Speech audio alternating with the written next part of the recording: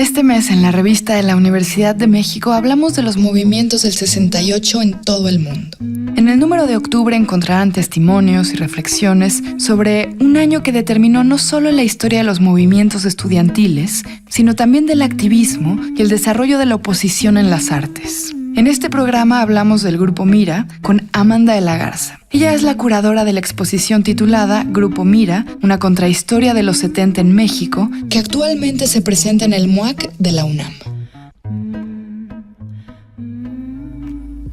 Entender, por ejemplo, cómo las ciencias sociales interactúan con el arte, cómo a partir de diferentes visiones y disciplinas construyes el conocimiento y lo compartes de un periodo, de una época. Entonces, en ese sentido también yo tengo un compromiso político. Me interesa indagar sobre temas políticos por mi propia historia y porque creo que también desde el arte se puede dar una batalla de orden ideológico. Y en ese sentido,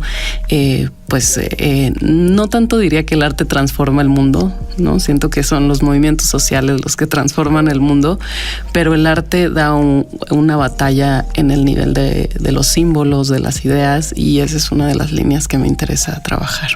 El Grupo Mira fue un conjunto de artistas que de 1965 a 1982 crearon piezas de arte crítico, un arte para todo público. Pero empecemos por el principio. ¿Cómo se relaciona el Grupo Mira con el movimiento estudiantil del 68 en México? Miembros del Grupo Mira, diversos miembros del Grupo Mira, participaron en las brigadas gráficas de 1968. Ellos eran estudiantes de la Escuela Nacional de Artes Plásticas, en ese entonces ubicada en la Academia de San Carlos, pues ya venían de una actividad política en el 68, es decir, no es que se incursionaron en el activismo político.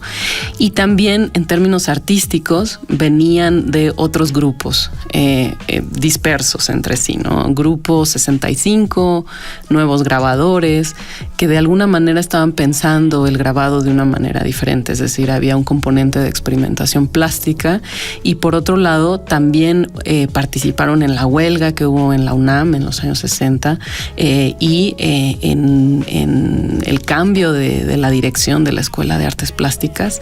Entonces digamos que había un antecedente de organización estudiantil y de organización artística, en donde tenían diversos intereses de crear nuevos tipos de arte, de romper, digamos, con una tradición del arte en México. Y eso también se vierte o tiene su punto más álgido en 1968.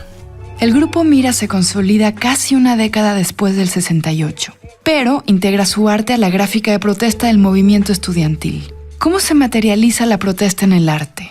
¿De qué manera concretamente la gráfica reta lo prohibido, al autoritarismo, a ciertas instituciones? Tiene que ver con las condiciones específicas de cómo el Estado mexicano organizó el control de los símbolos en un nivel visual e ideológico, es decir, de lo mexicano, de la identidad, de la prensa, ¿no? Es decir, en donde los mensajes y los símbolos también en nivel visual estaban controlados por el Estado. Y en ese sentido es que mediante la gráfica del 68, mediante este espíritu, es que inicia un lenguaje de autonomía simbólica también, diría, ¿no?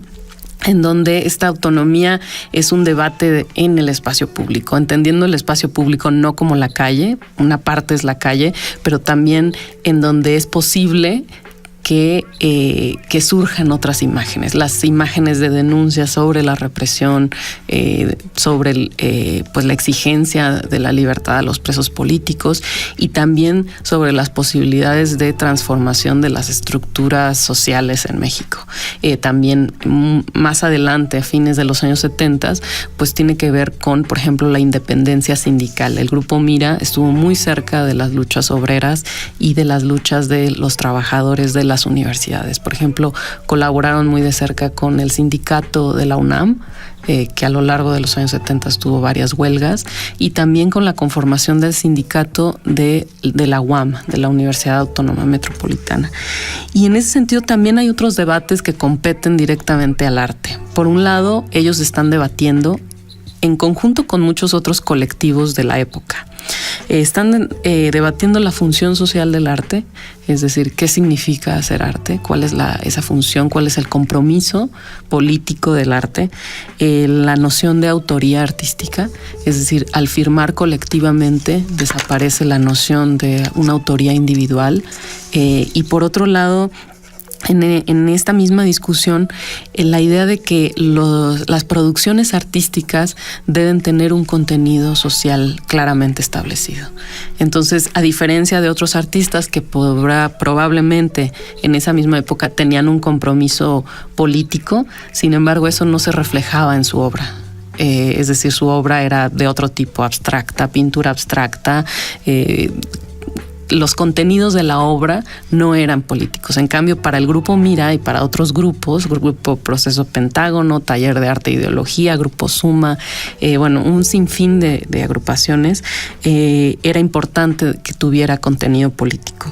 Y por otro lado, también en este mismo sentido, una crítica a la función de las instituciones en general, las instituciones del arte y de lo que el gobierno hasta ese entonces había fomentado como el arte en México. Es decir, lo relacionado con lo que se exhibía en los museos, en donde, por ejemplo, el gobierno fomentó o ha fomentado hasta la actualidad el muralismo como el signo más importante de un arte social en México, y por otro lado la pintura abstracta de esa generación, como aquello que fomentaban como la producción artística mexicana en el exterior. El Grupo Mira se esforzaba por no replicar los modos del oficial, incluso la neovanguardia o el conceptualismo o el no objetualismo. ¿Cómo trasciende esta originalidad? ¿Qué es lo que vemos en la exposición?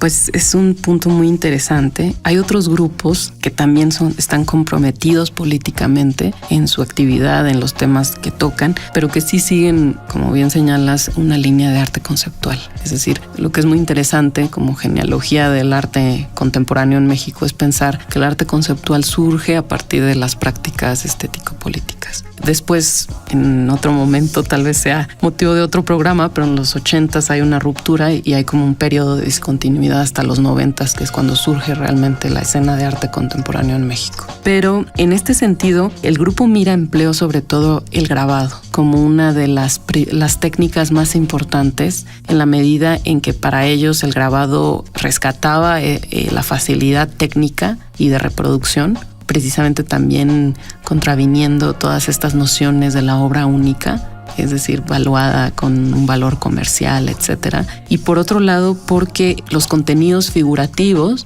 eran contenidos que de alguna manera el pueblo podía entender. Es decir, ellos sí querían hacer un arte para el pueblo.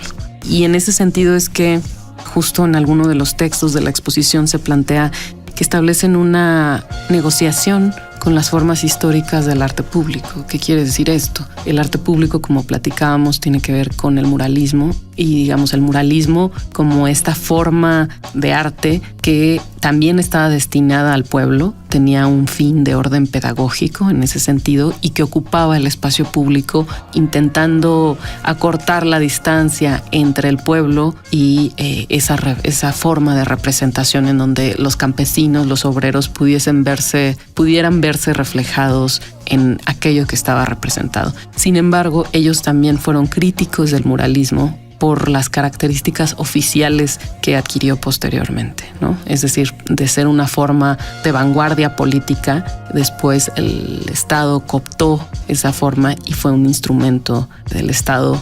Así era la lectura que ellos hacían. Sin embargo, les interesaba mucho pensar en esta forma de arte público que pudiera estar planteada como a manera de grabado y no a manera de pintura, ¿no? O de estas técnicas que empleó el muralismo. En ese sentido, una de las piezas centrales del Grupo Mira se llama el Comunicado Gráfico número 1.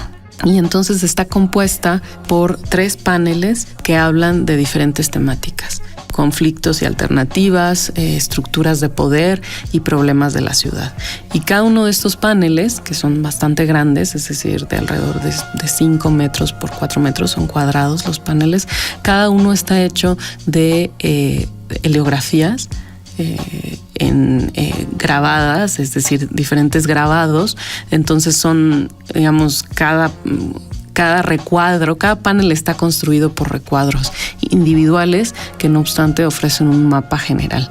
Y entonces, ¿qué es lo que se representa ahí? Por ejemplo, el momento en el que lo hacen, en fines de los años 70, inicio de los 80, la presidencia de la República, el presidente, en ese momento López Portillo, el charrismo sindical, es decir, las estructuras de poder, ¿no? El ejército, la represión, etcétera.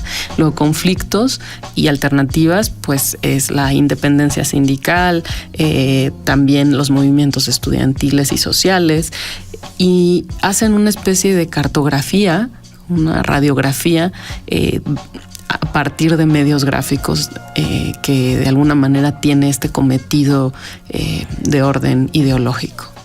A 50 años del 68, ¿qué despierta el arte del Grupo Mira entre nosotros? ¿Qué nos queda por entender? Por ejemplo, hay una producción del Grupo Mira que ya está de manera incipiente en la gráfica del 68, que tiene que ver con la influencia del pop en los contenidos de gráfica de orden político. Es decir, siempre se ha considerado que el pop era pues mucho más vinculado a la sociedad de consumo, superficial, banal, es decir, Andy Warhol reproduciendo la sopa Campbell o haciendo estos dibujos solarizados de, no dibujos, pero estas imágenes solarizadas de héroes revolucionarios como Mao Zedong, es decir, como una especie de banalización y de infinita reproducción de la imagen. Sin embargo, vemos que en América Latina, y los integrantes de Grupo Mira en los años 70 son un testimonio de eso, el pop tiene características de orden político. Y eso es una nueva línea de investigación. Yo diría que otra línea de investigación importante, que espero que alguien desarrolle en un futuro, es la importancia que en el caso específico Grupo Mira tuvo en la historia del diseño gráfico en México.